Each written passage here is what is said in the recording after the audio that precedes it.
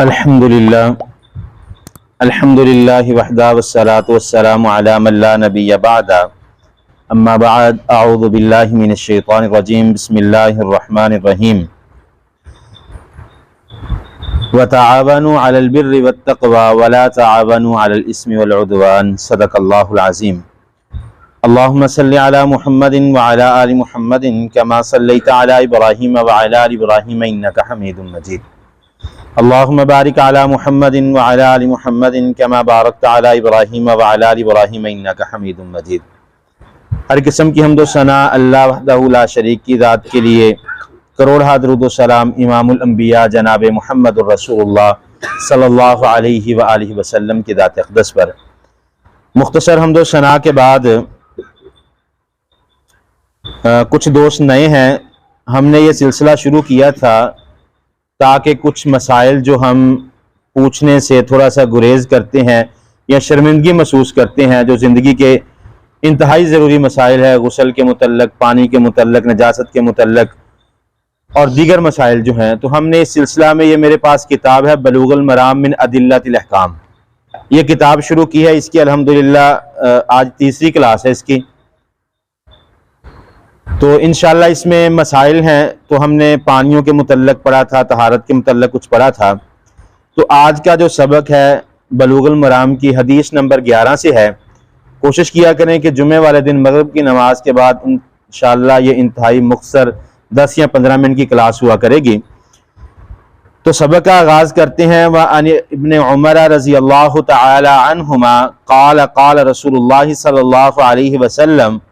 احلت لنا میتتان ودمان فاما المیتتان فالجراد والحوت واما الدمان فالکبد والطحال اخرجہ احمد وابن ماجہ۔ حضرت عبداللہ بن عمر رضی اللہ تعالی عنہما بیان فرماتے ہیں کہ رسول اللہ صلی اللہ علیہ وآلہ وسلم نے فرمایا احلت لنا میتتان ودمان، کہ دو مردار جو ہے اور دو خون جو ہے وہ امت محمد صلی اللہ علیہ وسلم پر حلال قرار دیے ہیں۔ فَأَمَّا الْمَيْتَتَانِ، دو مردار یعنی فَالْجُرَادُ وَالْحُوتُ، ایک ٹڈی اور دوسری مچھلی، یہ دونوں چیزیں جو مردار ہیں یہ حلال ہیں، یعنی انہیں ذبح کرنے کی ضرورت نہیں پڑتی۔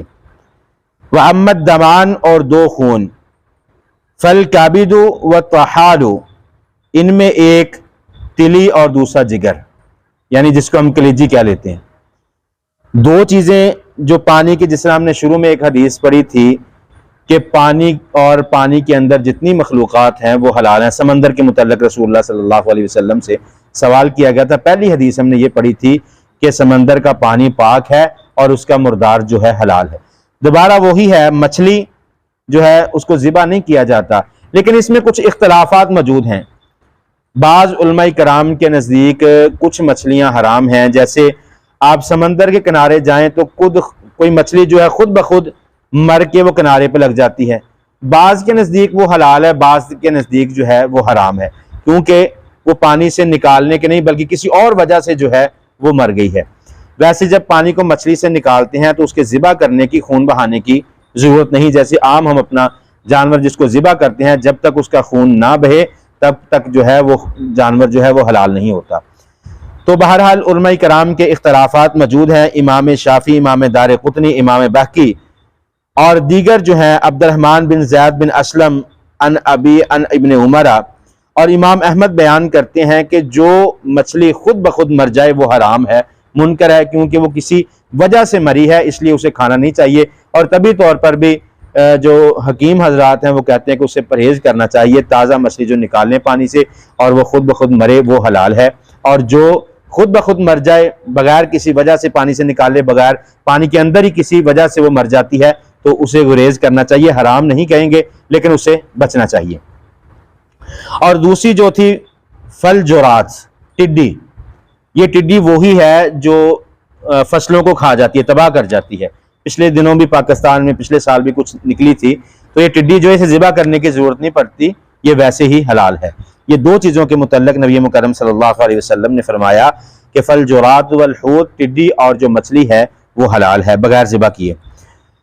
وَأَمَّا الدَّمَانِ اور دو خون، ان میں سے ایک کلیجی اور ایک تلی۔ تلی کے متعلق جو ہے وہ ایک ضعیف روایت لوگوں کے اندر عام جو ایک بات ہے کہ تلی جو ہے وہ شیطان کا لقمہ ہے، شیطان کا کھانا ہے، جبکہ اس کی حقیقت نہیں ہے۔ امام ابو داؤد اور مسند احمد نے، امام احمد نے اس حدیث کو ذکر کیا ہے کہ جو تلی ہے اس کے متعلق جو ضعیف روایات یا منقول ہے کہ تلی جو ہے وہ شیطان کا لقمہ ہے، اس طرح کوئی بات نہیں ہے۔ رسول اللہ صلی اللہ علیہ وسلم نے کلیجی اور تلی دونوں چیزیں جو ہیں وہ حلال کر دی گئی ہیں۔ اگرچہ ویسے جانور کے جسم میں کسی جگہ پر خون جم جائے، وہ جو ہے وہ کلیجی کی شکل اختیار کر جاتا ہے، جب خون جم جاتا ہے تو وہ حلال نہیں ہے۔ صرف جگر اور تلی دو خون جو ہیں وہ حلال ہیں۔ جب جانور کو ذبح کرتے ہیں خون پڑا رہتا ہے تو وہ جم جاتا ہے، یا اسی طرح جانور کی کھال کے ساتھ اگر کوئی اس طرح خون نکل کر جم جائے اور وہ کلیجی کی شکل اختیار کر لے تو وہ حلال نہیں، وہ بلکہ حرام ہے۔ تو اس سے اگلی حدیث جو ہے وعن ابی ہریرہ رضی اللہ تعالی عنہ قال قال رسول اللہ صلی اللہ علیہ وسلم اذا وقع الذباب في شراب احدكم فليغمسه ثم لينزعه فإن في احد جناحيه داء وفي الآخر شفاء اخرجه البخاری وابو داود وزاد وإنه يتقي بجناحه الذي فيه داء۔ صحیح بخاری اور ابو داؤد میں روایت ہے، حضرت ابو ہریرہ رضی اللہ تعالیٰ عنہ اس روایت کے راوی ہیں، فرماتے ہیں کہ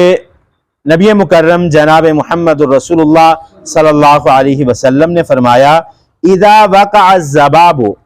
جب اپنا مکھی جو ہے فی شراب احدکم کسی پینے والی چیز میں گر جائے، فلیغمسہ، تو نبی مکرم صلی اللہ علیہ وسلم نے فرمایا کہ اسے چاہیے کہ اسے ضائع نہ کرے، ثم لینزعہ فإن فی احد جناحیہ داء، نبی مکرم صلی اللہ علیہ وسلم نے فرمایا کہ جب یہ مکھی کسی کھانے پینے کی چیز میں گرتی ہے تو ایک پر جو ہے وہ اس کے اندر ڈبو لیتی ہے، جب وہ اس کے اندر گر کے مرنے لگتی ہے تو بعض نے کہا کہ وہ بایاں پر ہے جو مکھی کھانے پینے کے چیز کے اندر جس سے سہارا کرتی ہے، اپنے آپ کو بچانے کی کوشش کرتی ہے۔ تو نبی مکرم صلی اللہ علیہ وسلم نے فرمایا کہ جو پر مکھی اپنا بایاں پر، حکیم حضرات جو ڈاکٹر حضرات کہتے ہیں کہ بایاں پر جو اپنے جان بچانے کے لیے کھانے پینے کے چیز میں لگاتی ہے اس کے اندر بیماری ہوتی ہے۔ وَفِي الْآخِرِ شِفَاءٌ، اور جو دوسرا پر باہر رہ جاتا ہے اس میں شفا ہے۔ اور نبی مکرم صلی اللہ علیہ وسلم نے فرمایا کہ وَإِنَّهُ يَتَّقِي بِجَنَاحِهِ الَّذِي فِيهِ دَاءٌ، جب مکھی گر جائے آپ کے پانی کے اندر کسی کھانے کی چیز کے اندر تو اسے پورا ڈبو دیں اس کے اندر اور پھر نکال کے وہ چیز استعمال کر لیں۔ نبی مکرم صلی اللہ علیہ وسلم نے فرمایا کہ جب مکھی گرتی ہے تو بیماری والا پر کھانے پینے کے اندر چلا جاتا ہے، وہ جراثیم اندر چل جاتے ہیں، جب اس کو پورا ڈبو دیا جاتا ہے تو جس پر میں اللہ نے شفا رکھی ہے جو جراثیم کھانے کے اندر جاتے ہیں، دوسرا پر ڈبونے کی وجہ سے بالکل جو ہے وہ کھانا صاف ہو جاتا ہے، اس میں کسی قسم کی کوئی پلیتی، کوئی نجاست، کوئی ایسا معاملہ نہیں رہتا۔ حالانکہ مکھی کا کام کیا ہے؟ گندگی والی جگہ پر بیٹھنا۔ عموماً جو مکھیاں ہیں وہ گندگی پر زیادہ آتی ہیں، لیکن بعض دفعہ انسان غسل کر کے آتا ہے، خوشبو تیل لگاتا ہے، لیکن وہاں پر بھی مکھی آ جاتی ہے۔ اصل میں مکھی جو ہے وہ جو خوشبو ہے یا بو ہے اس پر آتی ہے۔ تو کھانے کی خوشبو یا سمیل لے کر عموماً چائے کے اندر یہ معاملات پیش آتے ہیں کہ جب چائے کے اندر یہ گر جاتی ہے، چائے کی خوشبو کی وجہ سے اوپر آتی ہے تو اس کے اندر گر جاتی ہے، ہم اس کھانے کو ضائع کر دیتے ہیں،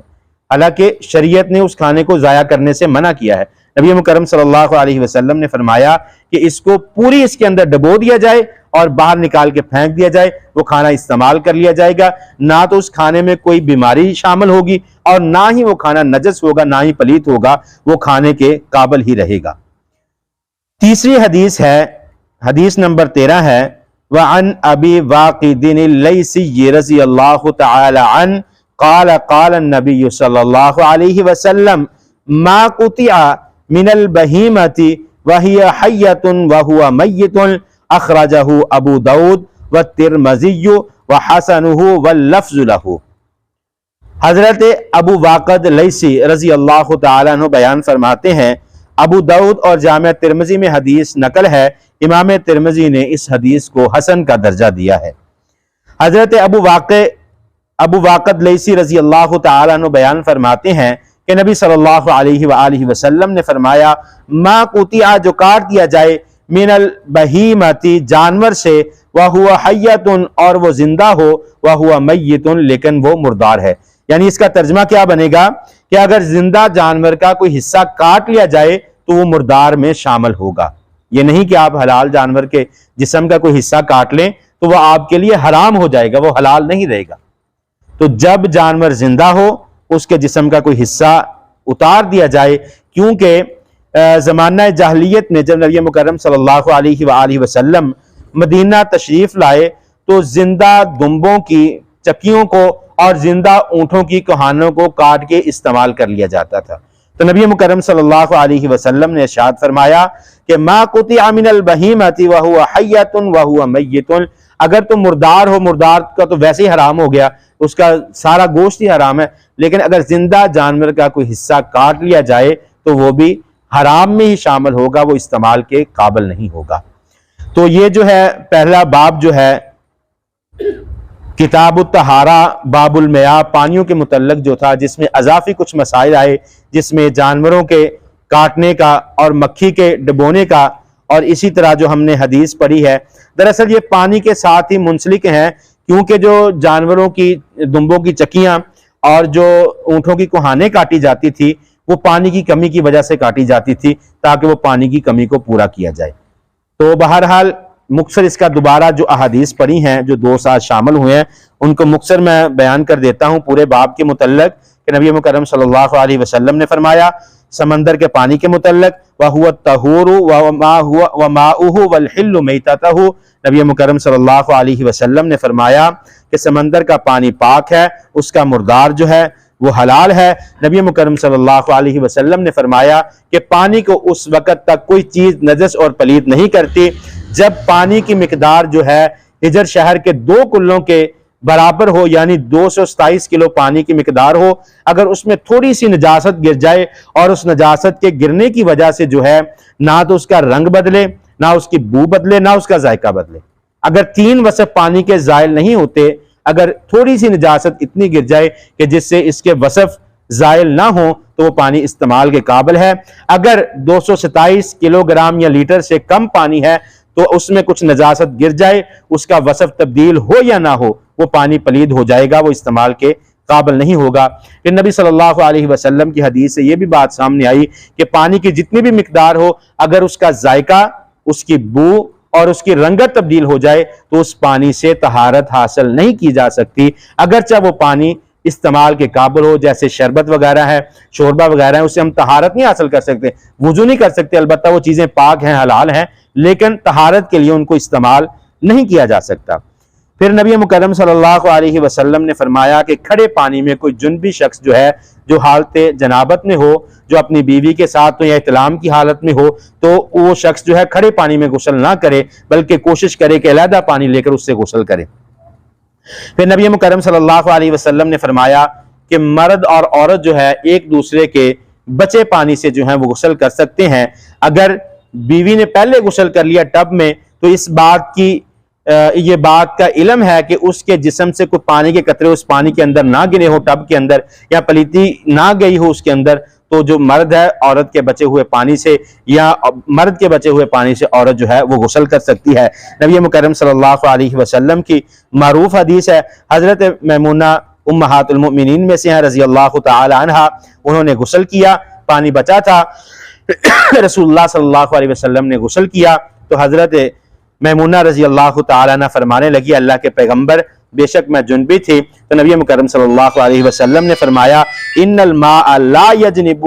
کہ پانی جو ہے وہ جنبی نہیں ہوتا، پانی پاک ہی رہتا ہے۔